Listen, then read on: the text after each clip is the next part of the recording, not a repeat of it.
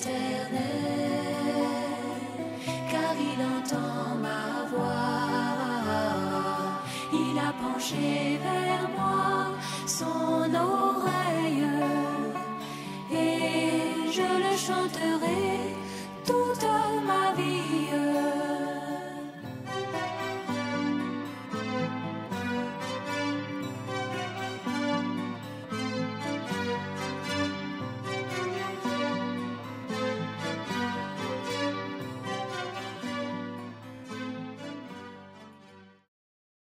Comme le frère l'a dit dans sa prière, c'est une grâce pour nous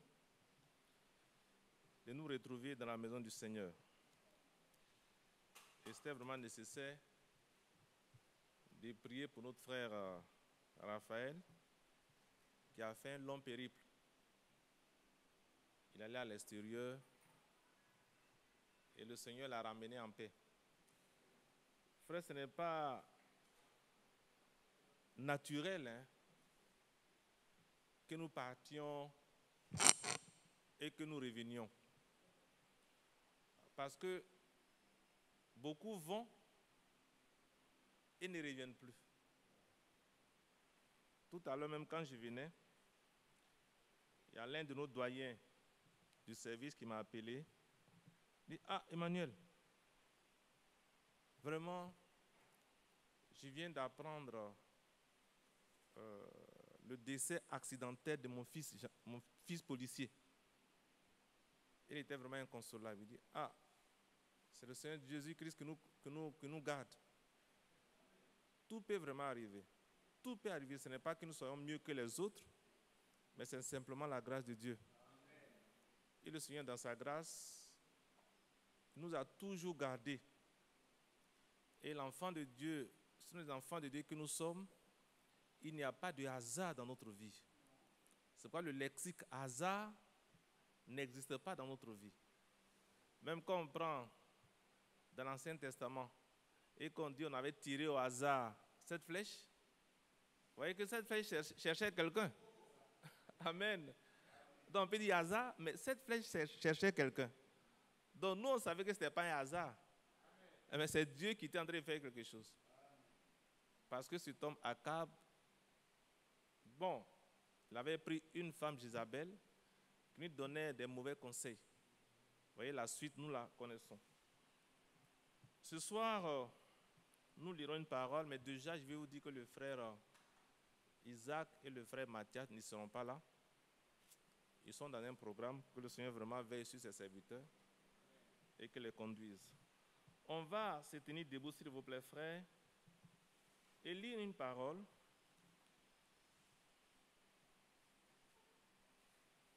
Genèse 1. Au commencement, Genèse 1, à partir du verset 1. Je lis la parole de Dieu. Au commencement, Dieu créa les cieux et la terre. Point. La terre était informe et vide. Il y avait des ténèbres à la surface de l'abîme. Et l'Esprit de Dieu se mouvait au-dessus des eaux. Dieu dit, que la lumière soit. Et la lumière fut. Amen. Dieu vit que la lumière était bonne, et Dieu sépara la lumière d'avec les ténèbres. Dieu appela la lumière jour, et il appela les ténèbres nuit. Ainsi il eut un soir, et il eut un matin, ce fut le premier jour. Que le Seigneur bénisse la lecture de cette parole. Veuillez vous asseoir, frères et sœurs. Frères, nous qui sommes chrétiens, nous savons que nous sommes aussi allés à l'école. On parle de Big Bang, que la Terre serait créée par un phénomène de Big Bang. Mais pour nous, c'est Dieu qui a créé les cieux et la terre. C'est point. Il n'y a plus rien après. ceux qui veulent croire ce qu'ils veulent, ils croiront. Ils croiront. Le libre arbitre de Dieu, là, c'est depuis le commencement. Et on ne peut pas empêcher un homme de croire ce qu'il veut. Parce que, frère, ça c'est écrit, hein? Écrit, attesté, validé. Mais la Bible dit, il y a des gens qui sont destinés à la mort. Pas que Dieu a pris pour lui, non. Mais Dieu savait déjà que ces hommes-là, ils ne croiraient pas. C'est comme aussi Dieu sait que vous allez croire. Et il se donne les moyens de vous conduire jusqu'à dans la vie éternelle. C'est la parole de Dieu, frère. C'est pas, frère, on n'est plus au stade de discuter. Non, on ne discute plus. Quand la parole de Dieu vient, l'enfant de Dieu dit oui et amen. Et il continue. Et on va insister sur une chose. Il dit, le verset 3, Dieu dit que la lumière soit et la lumière fut. Mais d'abord, le verset 2 dit, la terre était informe et vide. Il y avait des ténèbres à la surface de l'abîme et l'Esprit de Dieu se mouvait au-dessus des eaux. Il y avait des ténèbres. D'abord, Dieu a créé les cieux et la terre, point. Ainsi créé, maintenant il y avait quoi?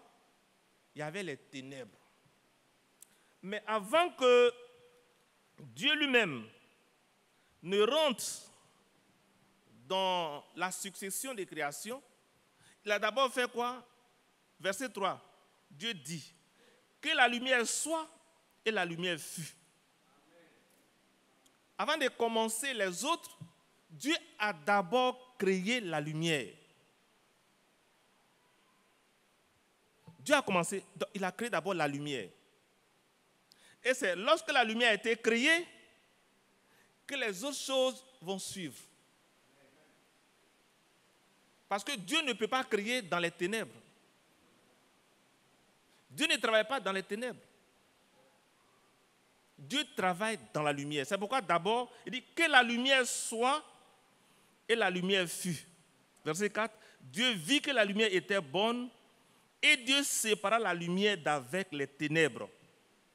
Frères et sœurs, la lumière et les ténèbres sont antithétiques. C'est-à-dire que les deux ne peuvent pas être ensemble. Quand il y a la lumière, il n'y a pas les ténèbres. Quand il y a les ténèbres, il n'y a pas la lumière. C'est ce qu'on dit antithétique, ça ne va pas ensemble. Et on va le constater tout à l'heure. Prenons Genèse 10. Genèse 10. Genèse 10,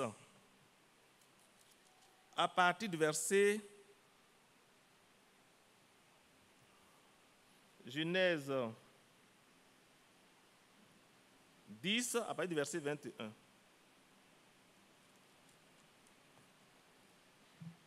Je lis.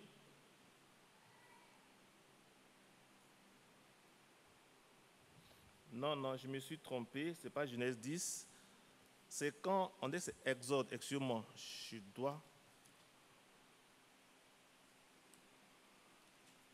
Genèse, j'ai dit Genèse 10, ce n'est pas 10. C'est quand, oui c'est ça, c'est Exode, excusez-moi. C'est quand il y a eu, c'est ça, c'est Exode 10, excusez-moi. L'Éternel dit à Moïse, étends ta main vers le ciel, et qu'il y ait des ténèbres sur le pays d'Égypte, et que l'on puisse les toucher. Frère, Dieu qui a créé, lui il a créé la lumière, mais ici il ordonne par son serviteur que les ténèbres viennent. Et frère, regardez, on dit, l'Éternel dit à Moïse, étends ta main vers le ciel et qu'il y ait des ténèbres sur le pays d'Égypte et que l'on puisse les toucher. Frère, c'est quel ténèbre on peut toucher? Les ténèbres sont venues sur le pays d'Égypte et on pouvait toucher ces ténèbres.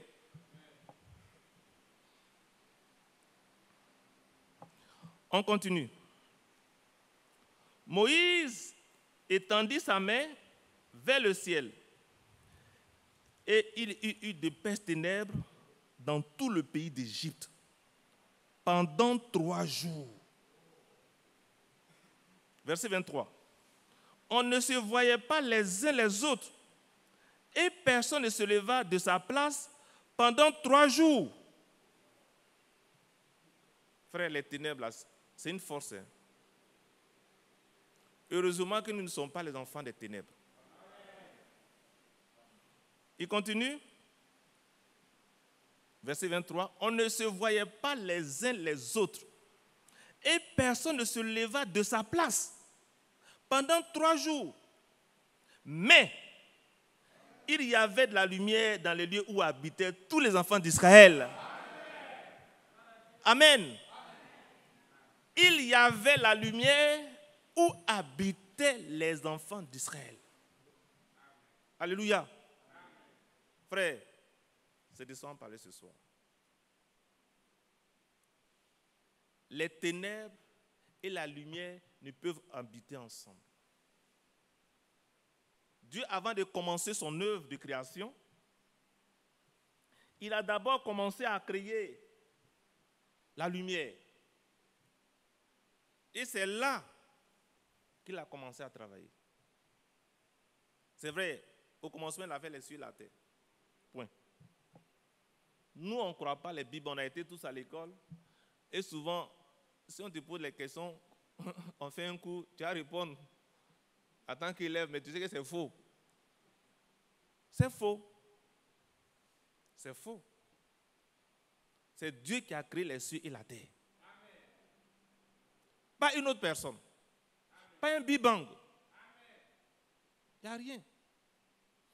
Alors, frère, regardez ici, dans Exode, on dit, Dieu a ordonné par son serviteur que les ténèbres couvrent l'Égypte. Mais les ténèbres pouvaient couvrir l'Égypte, sauf là où habitaient les enfants d'Israël. Parce que Dieu avait sa main sur les enfants d'Israël. Alors on continue pour dire, frère, prenons par exemple Luc 1, verset 78.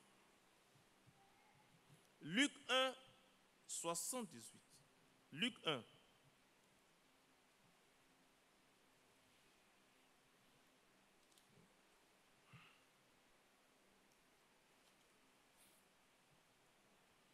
Luc 1, verset 78.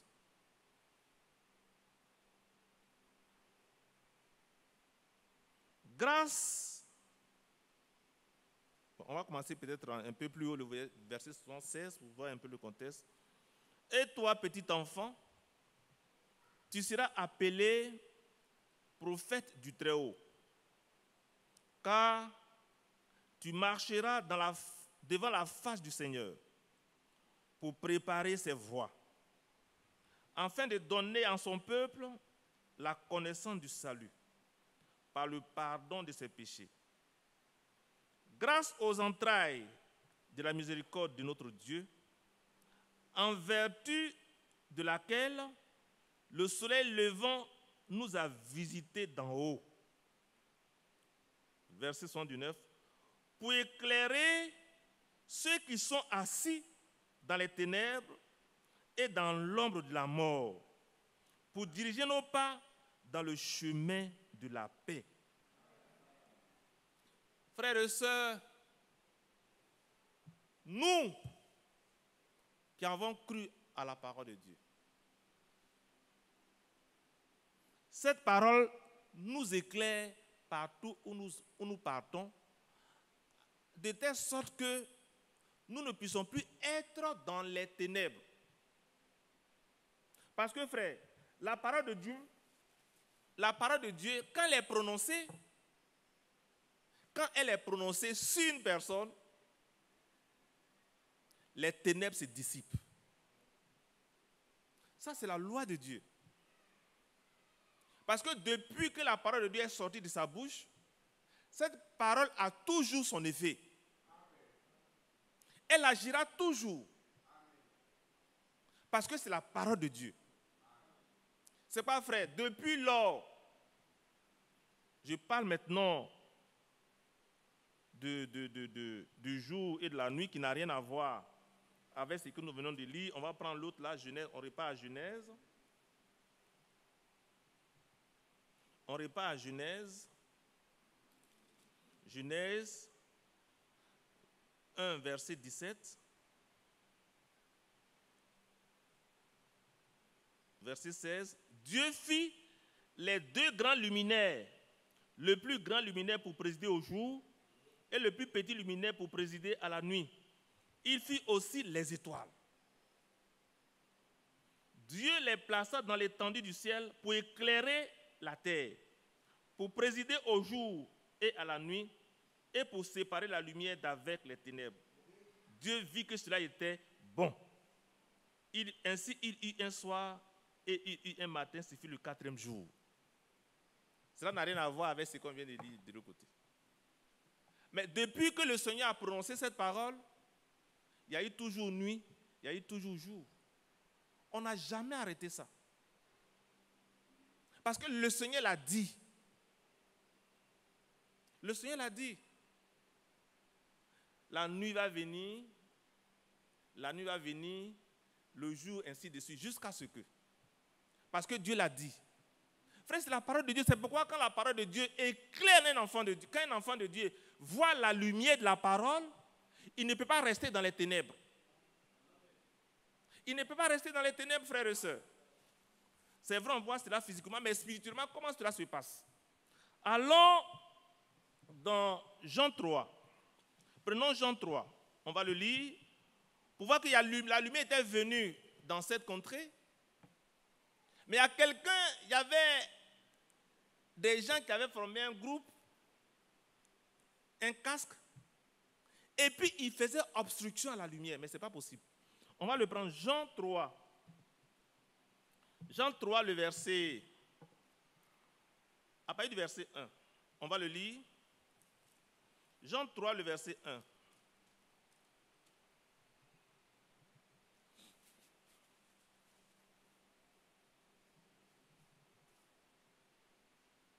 On va tout à l'heure arrêter, voilà, parce qu'on va passer du temps de la prière.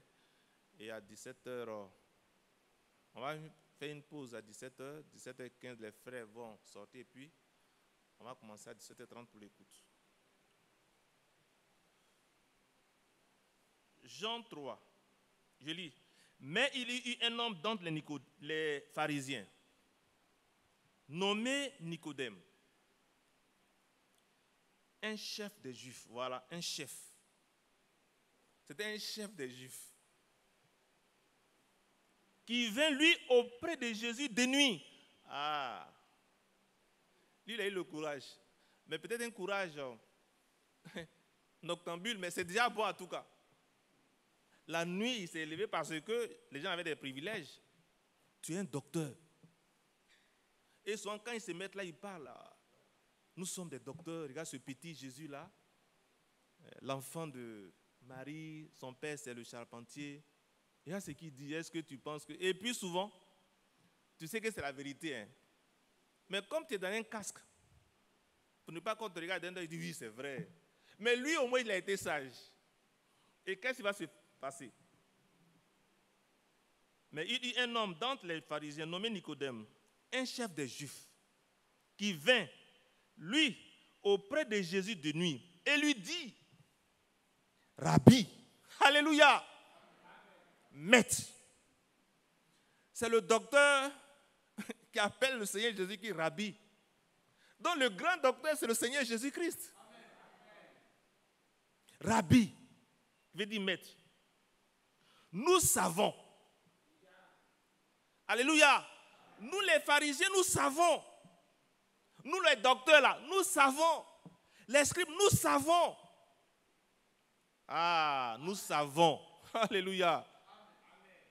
Pas je sais, mais nous savons.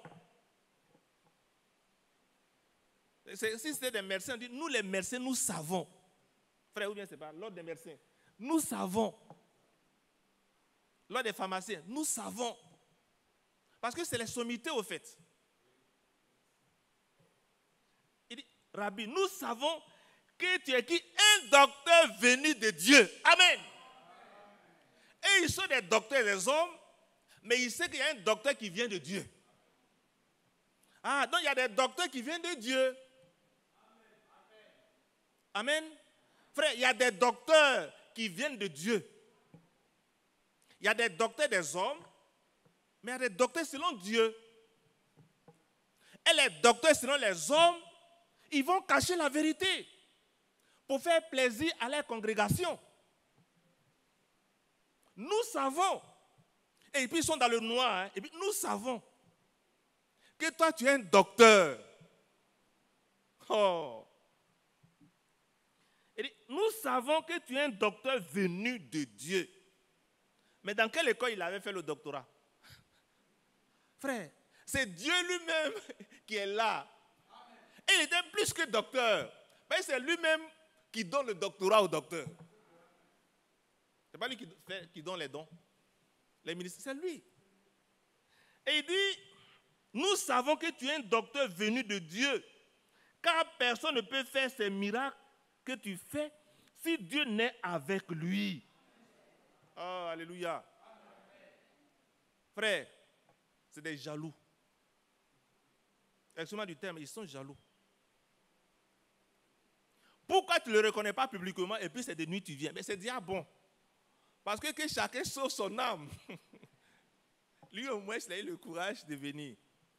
Mais en même temps en venant, il n'a pas dit je, il dit nous. Tu es un docteur. Nous on a nos doctorats, hein, selon les hommes. Mais toi tu es un docteur, tu as le doctorat qui vient de Dieu. Alors frère, Jésus lui répondit, en vérité, je te le dis, si le Seigneur va maintenant, comme c'est un docteur, le Seigneur aussi va tester son doctorat. Amen. Vous les docteurs, selon les hommes, on va voir le doctorat de Nicodème, hein, si c'est un doctorat qui tient devant le doctorat de Dieu. Jésus lui répondit, en vérité, je te le dis, si un homme n'est né de nouveau, il ne peut voir le royaume de Dieu. Nicodème va maintenant mettre en exergue son doctorat. Ce qu'il a appris là, son doctorat là, il va manifester ça, c'est ce que ça dit.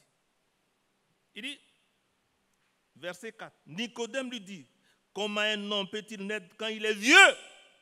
Voilà le doctorat des hommes. Comment un homme peut-il naître quand il est vieux? Docteur Nicodème. Et le Seigneur va continuer pour dire, peut-il rentrer dans le sein de sa mère et naître? Ah oui, le doctorat des hommes.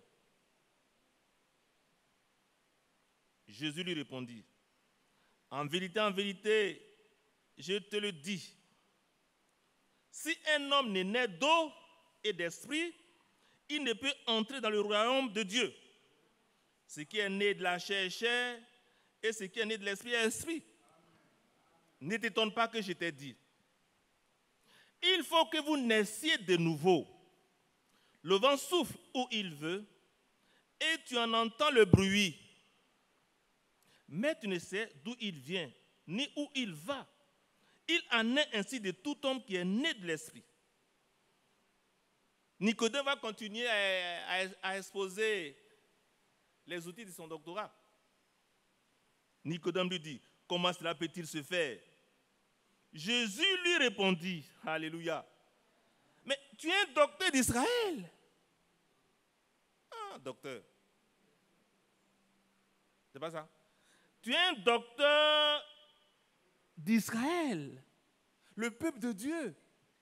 C'est vous qui enseignez dans les synagogues. C'est vous. Comme on le dit souvent aujourd'hui, la crème des crèmes, le doctorat. Frère, c'est pas ça. La crème des crèmes.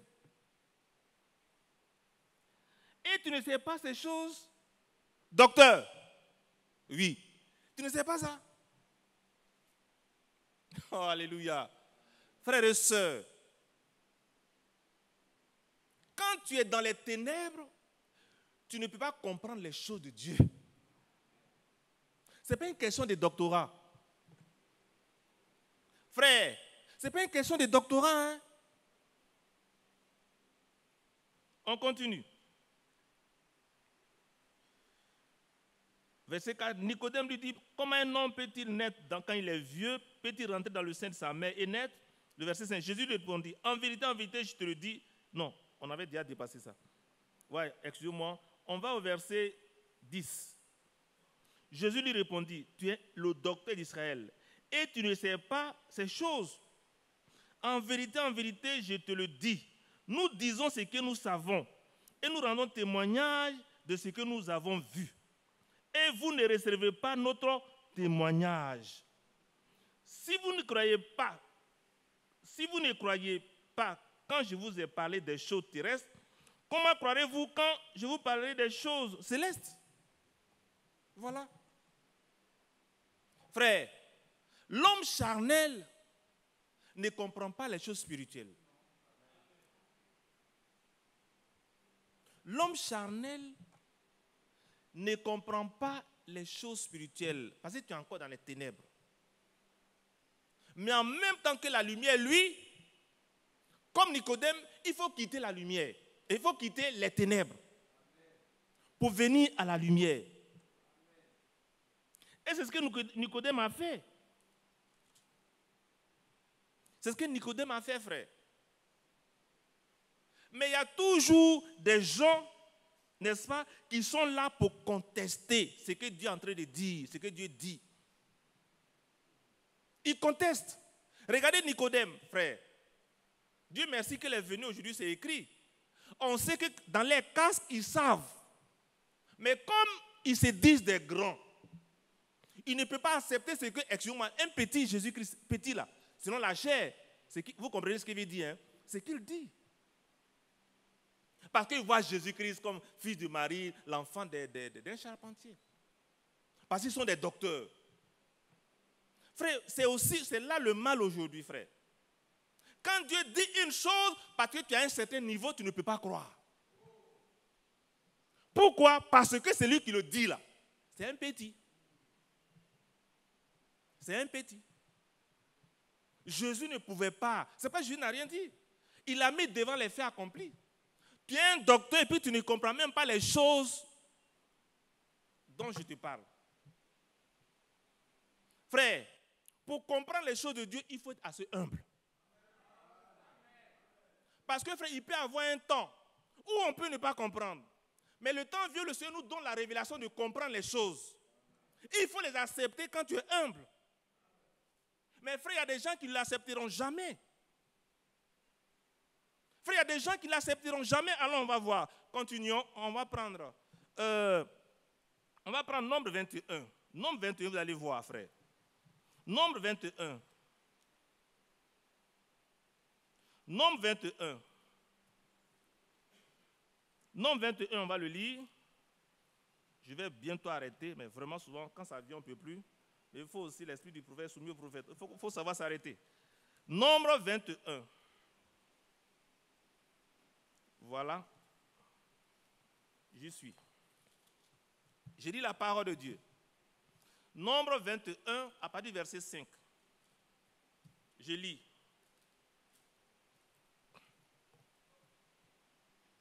Bon, on va commencer au verset 4. Il partit de la montagne de Hor par le chemin de la mer Rouge pour continuer le pays d'Édom. Le peuple s'impatientant en route. Le peuple s'impatientant en route. Ils ont fait au moins 430 ans. Comment on appelle ça? En Égypte, hein, ils ne sont pas impatientés.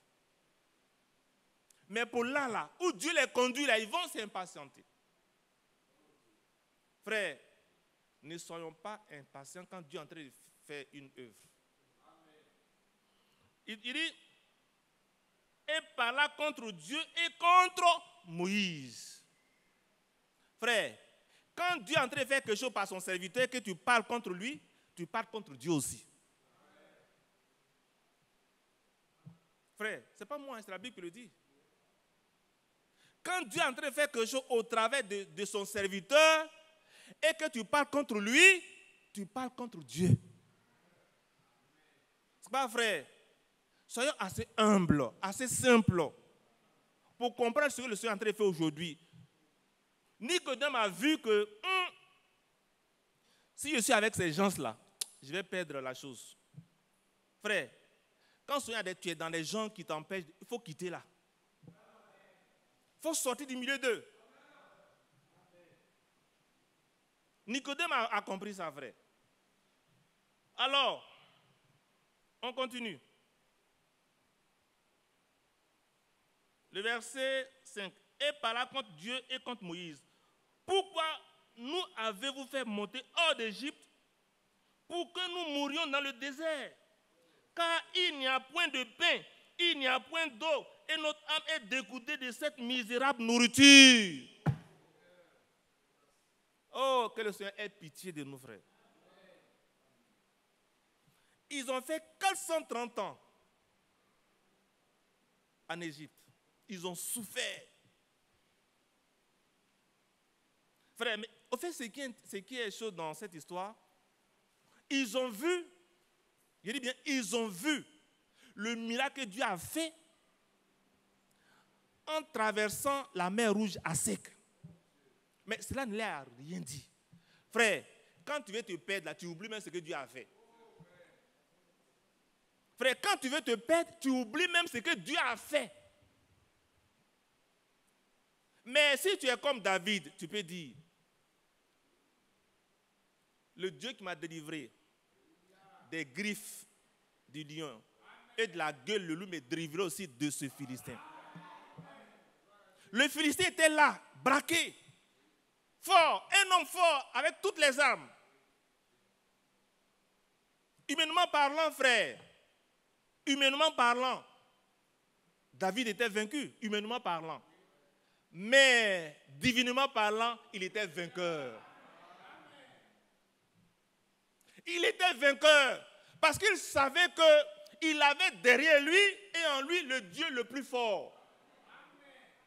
Donc il ne pouvait pas craindre, frère. Mais regardez ces hommes-là, ils vont contester. Et ils vont dire quoi? Alors, car il n'y a point de pain et il n'y a point d'eau, et notre âme est dégoûtée de cette misérable nourriture. Cette misérable nourriture que personne n'a mangé dans le monde, si ce n'est pas vous. Et c'est misérable. Aujourd'hui, on fait les écoutes, c'est misérable. Oui, frère. Mais si nous sommes des enfants de Dieu, on doit s'inscrire dans le programme de Dieu. Ce qui se fait aujourd'hui dans ce message, en écoutant, ça ne se fait nulle part ailleurs. Si ce n'est pas ceux qui doivent aller dans l'enlèvement. Et on dit, oh, c'est misérable, c'est fatigant. Mais ce n'est pas fatigant. Et puis, frère, ça ne fait pas obstruction à l'exercice des ministères locaux, frère. Ça ne fait pas obstruction. Ça ne fait pas obstruction. Frère, on va écouter encore toujours. C'est important que nous écoutions, frères et sœurs. Ne disons pas que c'est dégoûtable.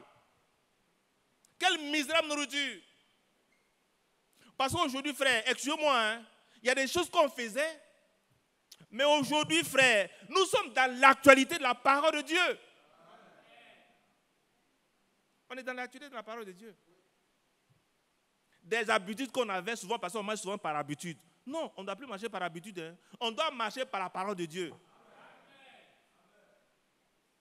Dieu ne t'en tient pas rigueur avant, mais aujourd'hui tu le sais.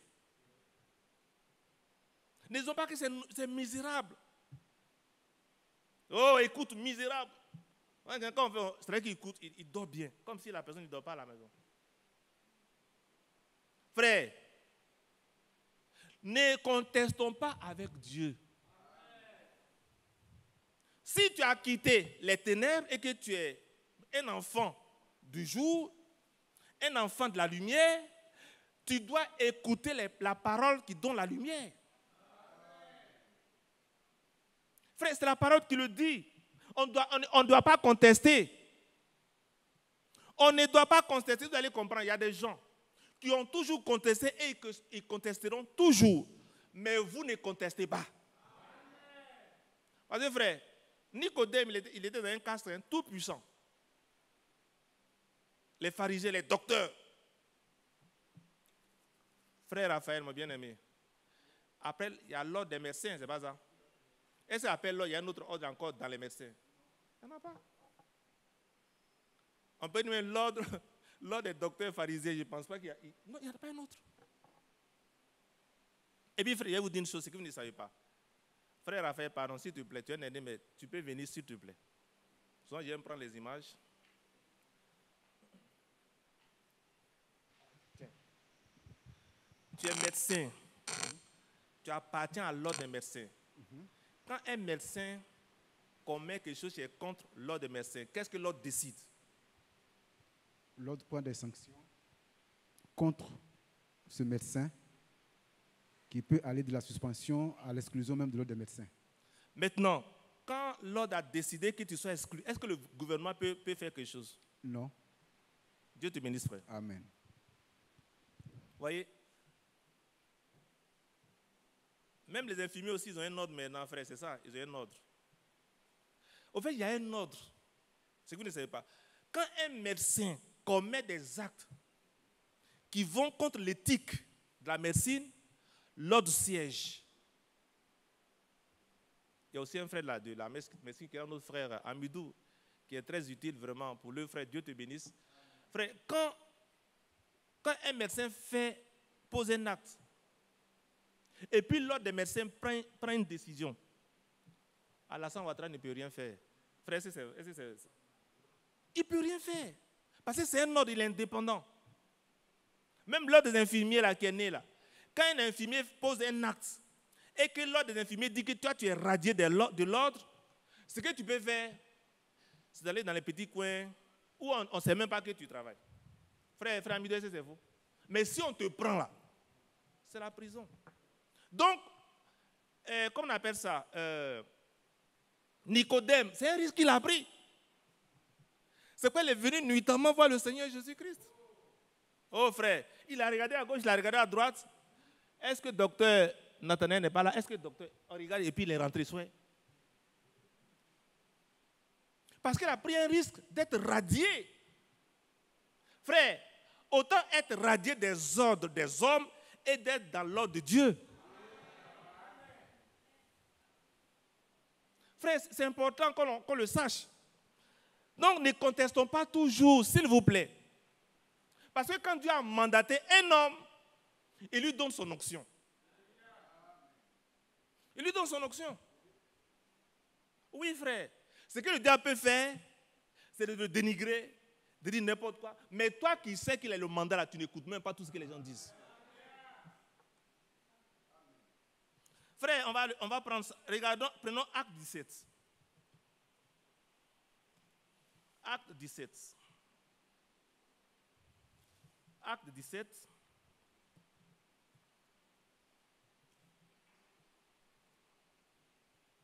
Acte 17. À partir du verset 1.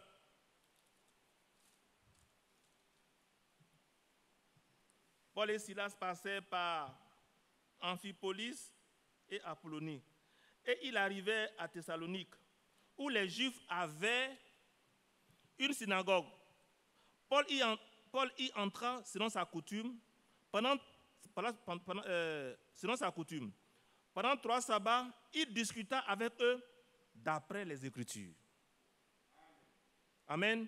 Il discuta avec eux d'après. Il ne s'est pas mis à côté pour prendre un frère, mais il a discuté avec eux. Il y a des gens, ils prennent des gens, et puis, non frère, c'est un désordre. Paul y entra selon sa coutume pendant 3 sabbats, il discuta avec eux d'après les Écritures, expliquant et établissant que le Christ devait souffrir et ressusciter des morts. Et Jésus que je vous ai annoncé, disait-il, c'est lui qui est le Christ. quelques-uns d'entre eux furent persuadés. On dit quelques-uns, ce n'est pas tout le monde. Et se joignit à Paul et à Silas, ainsi qu'une grande multitude de Grecs craignant Dieu. Frère, c'est ceux qui craignent Dieu qui vont se joindre à nous. Parce qu'ils vont naître dans le royaume des cieux. À 30, j'arrête. Quelques-uns, verset 4, quelques-uns d'entre eux furent persuadés et se joignirent à Paul et à Silas, ainsi qu'une grande multitude de Grecs craignant Dieu et beaucoup de femmes de qualité. Des femmes de qualité. Sœurs, quand on dit femmes de qualité, ne pensez pas, non. Des femmes de qualité, c'est vous qui êtes les femmes de qualité. Amen. Une femme qui craint Dieu, il n'y a pas d'autre. C'est vrai, hein? Parce que tu es un trésor. Une femme qui craint Dieu est un trésor. C'est pas faites attention, parce que souvent il y a certains aujourd'hui, comme ils sont fatigués du monde, ils viennent dans l'église et disent je vais. Ils se font passer pour un chrétien. Heureusement que vous fléchissez les genoux. Pour ne pas accepter, oui, non. Ok, on continue. Quelques-uns d'entre eux furent persuadés et se joignirent à Paul et à Silas, ainsi qu'une grande multitude de Grecs craignant Dieu et beaucoup de femmes de qualité. 5. Mais les Juifs, jaloux. Frère, c'est toujours une question de jalousie. Ils sont jaloux. Frère, sœur, ne regardez pas les jaloux. Continuez votre chemin. Mais les Juifs jaloux, pris avec eux quelques méchants hommes de la populace, provoquaient des attroupements et répandirent l'agitation dans la ville. C'est pas ça. Ce qui s'est passé dans le désert, ça se retrouve ici dans le Nouveau Testament. Ça se retrouvera aussi dans l'Église. Frère, ça s'est retrouvé ici. C'est quoi l'apôtre Paul dit? Il s'introduira après mon départ des loups qui n'épargneront pas le troupeau. Paul l'a dit. Il l'a dit, frère. Ça veut dire, ces choses ont été écrites pour nous servir d'exemple. Mais frère, sois épargné de ces loups. Sœur, sois épargné de ces loups. Sois simple. Sois prudent. C'est là la première fois qu'on a parlé, le Seigneur a parlé du serpent. Il dit, soyez prudent comme un serpent. Oh, le serpent, on sait que ce n'est pas bon. Mais au moins, il a une qualité qu'on doit prendre. Mais simple comme des colombes. Frère, quand tu es trop compliqué, là, on ne peut même pas. Et puis, tu ne peux même pas accepter qu'on te parle. Il s'est rendu à la maison de Jason et il cherchait Paul et Silas pour les amener vers le peuple. Ne les ayant pas trouvés, il traînait Jason et quelques frères devant les magistrats de la ville en criant « Ces gens qui ont bouleversé le monde sont aussi venus ici. » Et Jason les a reçus. Ils agissent tous contre les édits de César, disant qu'il y a un autre roi, Jésus-Christ. Par ces paroles, il émut la foule et les magistrats qui ne laissaient aller Jason et les autres qu'après avoir obtenu une caution. Frère, c'est ça, c'est pas ce qui s'est fait. Ils ont agité la foule. Parce que Paul prêchait la vérité. Paul à un temps était dans les ténèbres, mais au moment où Paul a quitté les ténèbres, il en a fini avec. Non, il a quitté les ténèbres. Il en a fini avec les ténèbres, il est désormais un enfant de lumière. C'est pourquoi, frère, quand, sur le chemin de Damas, il a rencontré le Seigneur. Il est entré dans la ville. Le Seigneur lui a dit ce qu'il devait faire. Et il devait aller voir quoi? Ananias, je crois, c'est Ananias, je peux me tromper. Il dit, et quand Ananias l'a vu, il dit, Paul, mon frère. Paul, mon frère. Il n'a pas dit Paul le persécuteur, Paul, mon frère. Frère, c'est la parole de Dieu qui fait de nous frères. Il n'a pas dit Paul. Il a dit d'abord au Seigneur, ce n'est pas lui qui persécutait. Il dit non, non, non, ce n'est pas le même Paul. Ce n'est plus le même Paul le persécuteur. Mais c'est Paul ton frère. Et quand Paul est rentré chez Anania, il a dit, Paul, si vous pouvez montrer ça. Paul, quand il est allé chez Anania, si vous pouvez projeter ça, on va voir. Paul, mon frère. Frère, on est frère à cause de la parole de Dieu. Hein? Qu'est-ce que le Seigneur a dit? Mon père et mon frère, c'est qui? C'est ceux qui sont avec moi dedans. Ce n'est pas ceux du dehors. Frère, c'est ça. Alors, frère, tu peux mettre, il faut projeter, on va lire ça et puis on va passer à la prière, s'il te plaît. Bon, il ne voit pas. Bon, ok, donc frère, voici un peu ce qui s'est passé. La parole de Dieu, c'est cette parole qui fait de nous frères et sœurs. C'est vrai, frère. Parce que les vrais frères, les vraies sœurs, c'est vous. Parce qu'un vrai frère, ne peut pas conduire son frère chez le bourreau. Ce n'est pas possible. Frère, si vous ne voyez pas, vous pouvez projeter, frère, la régie. Je crois que c'est acte 9, je crois. C'est ça, non? C'est acte 9, non? Bon, comme il ne projette, on va lire ça et puis on va... Comment? Mettez ça aussi sur l'écran ici. Acte 9, 17, merci frère. Acte 9, 17, merci mon frère. On va le lire. Anania, mais on va commencer un peu haut. Le verset 10. Or, il y avait à Damas un disciple nommé Ananias. Le Seigneur lui dit dans une vision, Ananias, il répondit, me voici. Seigneur, et le Seigneur lui dit, lève-toi, va dans la rue qu'on appelle la droite, et cherche dans la maison de Judas un nommé Saul de Tarse.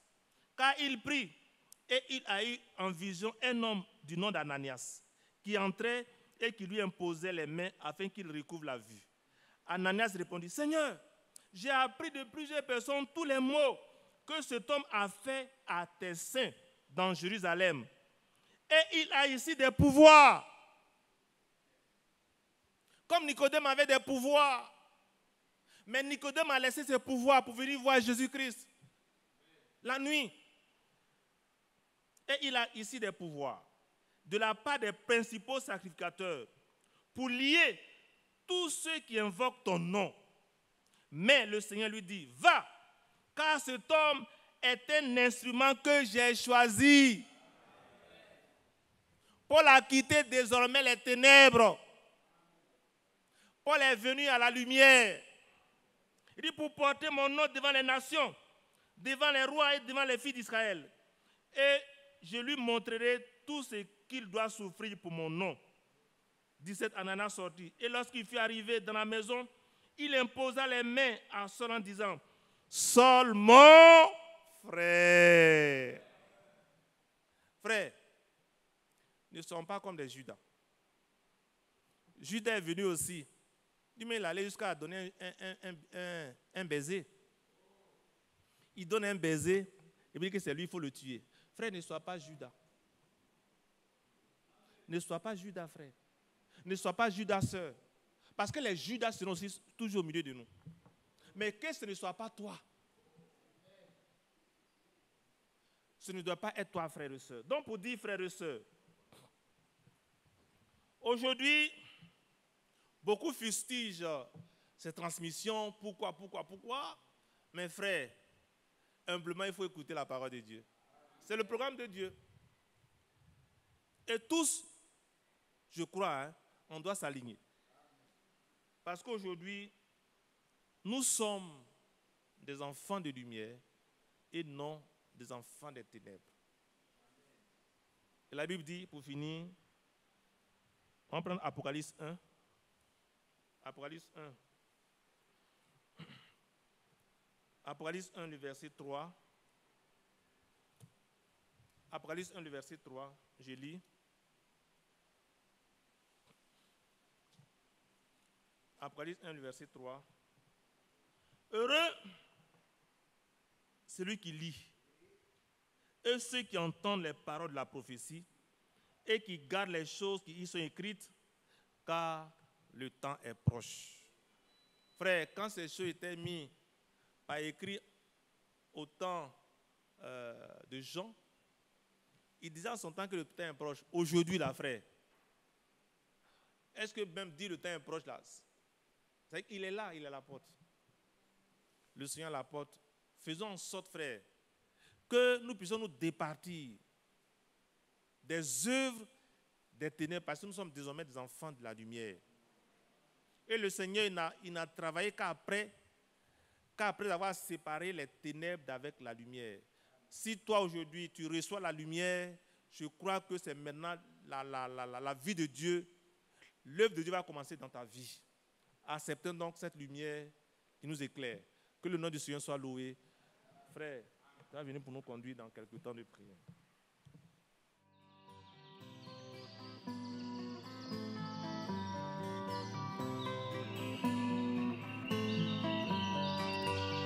J'aime l'Éternel, car il entend ma voix. Il a penché